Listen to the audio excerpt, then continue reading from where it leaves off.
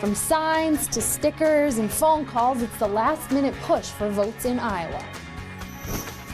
The first presidential contest in the nation is set to kick off in just an hour. Good evening, everyone. I'm Sarah Carlson. And I'm Eric Franke. Campaign 2012 officially begins tonight in Iowa. And that's where we find News 3 political reporter Jessica Arp. Jess? Well, we are just hours away from results in a caucus that can only be described as unpredictable. Volunteers all feel as if a victory is in reach, and they are doing everything they can to make it happen. Most people don't expect strangers to walk up to their home and say hi to them, but If the key to getting out the vote is getting out, have you decided who to vote for yet? not yet. Then Adrian Arriaga has done his job. Came down 3,000 miles from South Texas to see if I could help our good friend Rick Perry to be considered by this great Iowans. He's part of Rick Perry's Iowa Strike Force, a volunteer crew that's hitting the street.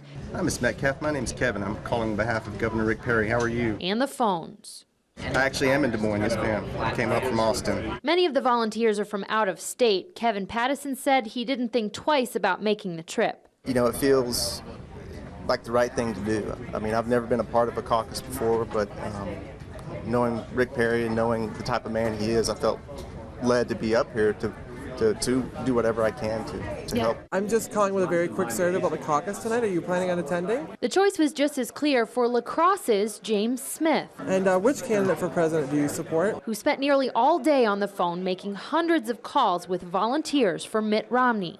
In Wisconsin, like nobody even is talking about the presidential election because we got the recall going on. So it's like pretty exciting to get the presidential and then the recall up there. And There you go! Up the revolution! Then there's Georgia native William Temple, Of course, if you dress like that, everybody sees you.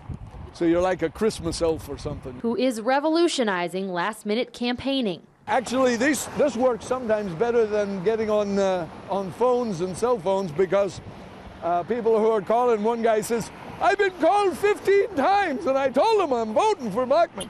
Sign waving in 20-degree temps isn't for the faint of heart, but it only takes one drive-by to warm up frozen fingers. Oh, is this our bus? There she comes! Hey! Hoorah! Hoorah! There we are! Now, Iowa voters will go to schools, community centers, churches, even homes to cast their votes tonight. They will hear speeches from representatives from each candidate, talk amongst themselves, and then vote by secret ballot. Those votes, of course, get reported to the media, and we will know later tonight who will win the first presidential contest of the year. We will, of course, be here live at 10 tonight with coverage. It is very different than a typical election night. Jessica Arp live in Des Moines tonight. Jess, thanks.